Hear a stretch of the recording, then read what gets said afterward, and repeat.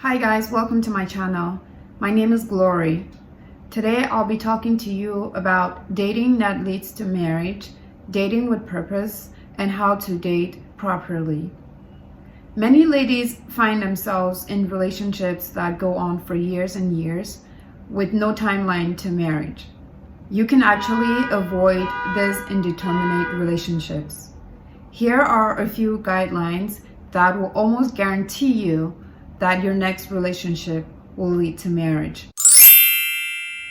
First of all, abstinence is key. I believe that premarital sex is the root cause of most relationship problems. If you remove sex from your relationship, you will get to know the true intentions of the guy. Abstinence will attract the right guys and repel the wrong guys. Now, this is true for both men and women, but more so for men because men tend to have a stronger sex drive. The main reason why guys start relationships these days is so that they have someone that they can have sex with. And it is also the main reason why many guys are still single today, because they find free sex everywhere. Why buy a cow if you can get the milk for free? Do not move in with any man who is not your husband. Even if you guys are engaged, it's still not right to move in together, because until you're married, you're not married and anything can happen. So again, the recap of this point is that avoid premarital sex. If you tell a guy straight up that you're waiting until marriage for sex, you will realize that 99% of the guys will leave you. And that's actually a good thing, because that means you're sending away the wrong guys instead of wasting your time with them and then realizing 5 years later that they were never really interested in you. So you would send them away from the beginning and you would not waste your time with such guys. Know your worth. In the same line with knowing your worth, let the man be the one to approach you and initiate the relationship. This is in line with the way God created marriage, the way the institution was set up by God, with the man being the head of the family.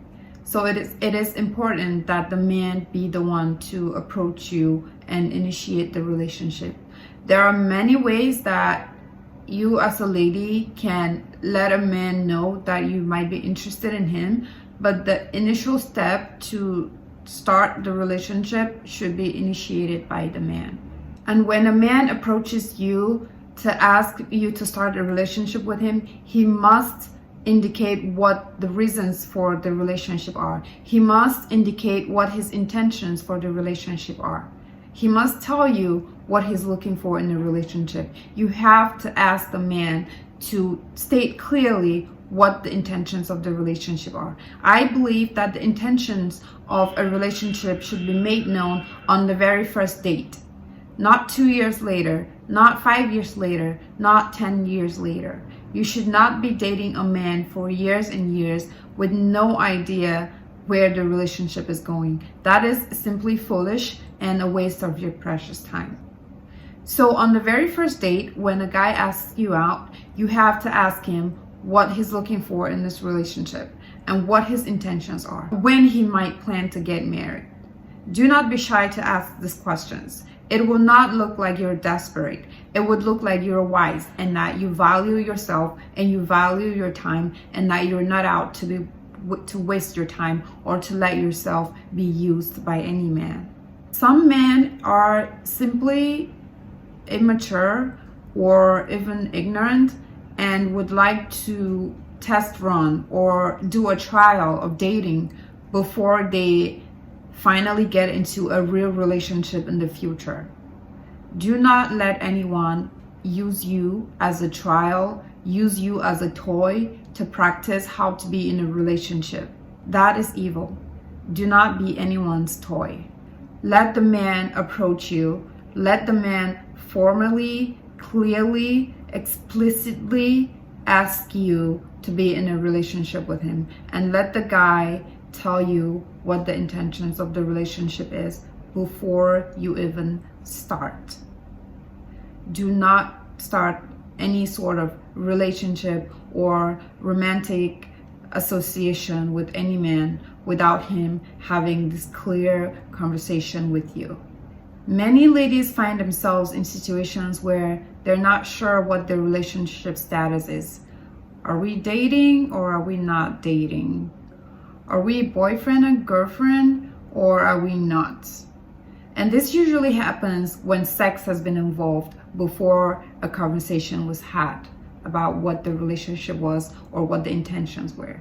And again, this is why I say that the root cause of most relationship problems, of most dating problems, is premarital sex.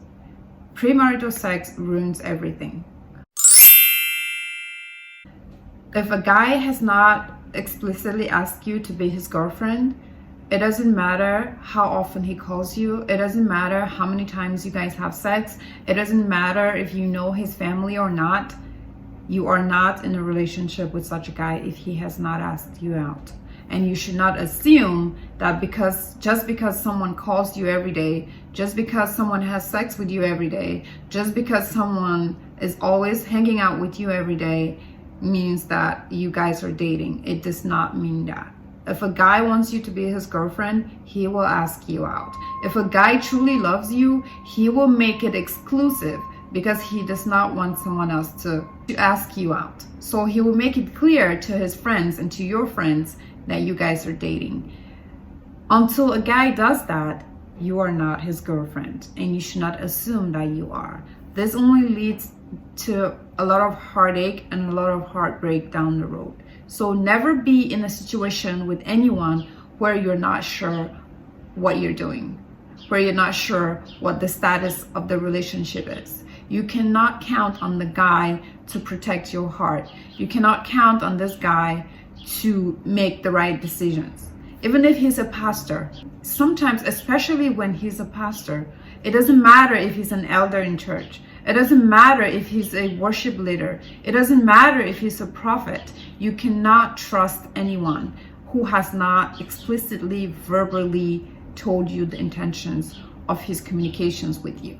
Do not let any pastor or prophet call you at midnight to check on you and you think he's in love with you, or you assume he's going to marry you. Do not assume anything. Someone has to explicitly talk to you, explicitly ask you out before you're in a relationship with them. Being wise and guarding your heart and making sure that you know what you're going into before you even start talking to anyone or getting into any relationship is a good thing. But it does not mean playing hard to get. Do not play any mind games with anyone. Nobody ever wins at this mind games. Mind games that girls play could include pretending that they're not interested when they really are, not picking up the phone, letting him call 3 or 5 times before they pick up, waiting 30 minutes or waiting 2 hours before replying their text. It takes too much time and energy to do all of that, and there's no benefit of it in the end. Most serious guys will walk away when they realize that you're playing games with them or when you seem inconsistent in your behavior, in your character. It shows that you're not mature and that you don't know what you want. Guys do not like drama in general, and frankly, it makes the dating process very complicated. It does take a lot of courage and boldness for a guy to approach a girl and ask her out on a date. And the way that you treat a guy will affect how he views women in general and how he would treat the next girl he meets. Nobody benefits from this mind games. It only makes things worse for everybody. Be honest and straightforward. If a guy asks you out and you're interested, respond appropriately and let him know in a timely manner. And on the other hand, if you're not interested, let him know as well. Do not drag anyone along aimlessly or waste anybody's time. Let's talk about physical attraction and material things.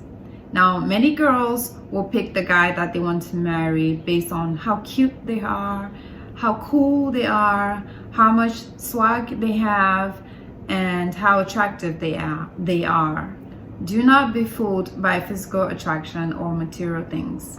Many girls will ignore the nice guy who adores them just because he's not very cute, and they go for the cool, handsome, swaglicious guy who treats them like trash. What is more important, a peaceful home without swag or a home full of swag and pain? What really matters is a man's character, how he loves you, how he loves the Lord, and how he treats you. Marriage does not run on swag or coolness. It takes character, it takes determination, it takes a lot of perseverance for love to last, for marriage to last. Many girls will tell you, oh, but I don't love him. Oh, but I'm not attracted to him. Here's the thing.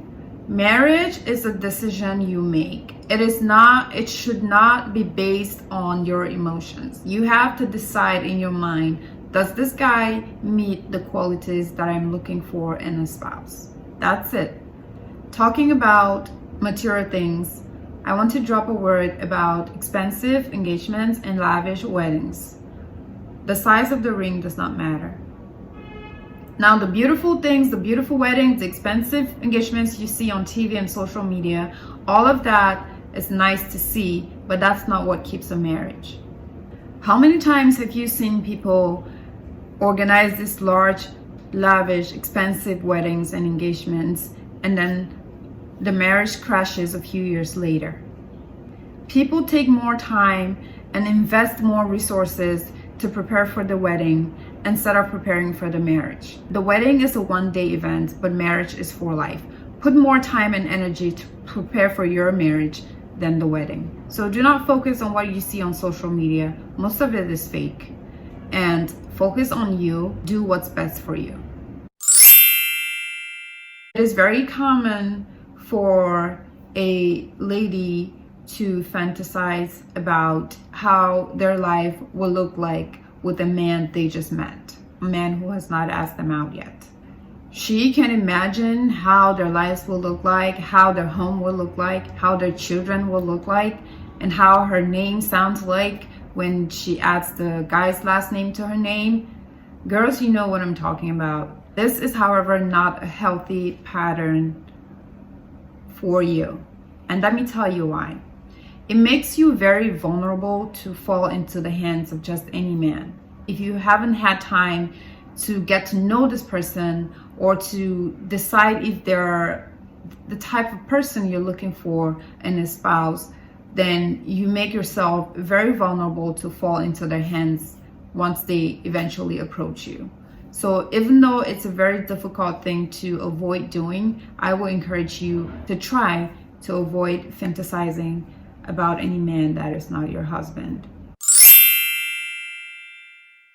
Last but not the least, do not neglect your work, school, family, or friends because of a guy you just met. That just shows desperation and makes you more vulnerable to fall into the wrong hands. Finally, prayer is the key to a successful life. Prayer is the key to finding a godly spouse and having a successful marriage. Only God can truly lead you to the person that's the right one for you and give you a successful marriage. So let Christ be the foundation of your relationship. Psalm 127 verse 1 says, "Unless the Lord builds the house, the builders labor in vain. And unless the Lord watches over the city, the watchmen stand watch in vain." Do not let your life be in vain. Let Christ be the foundation of your every decision. God bless.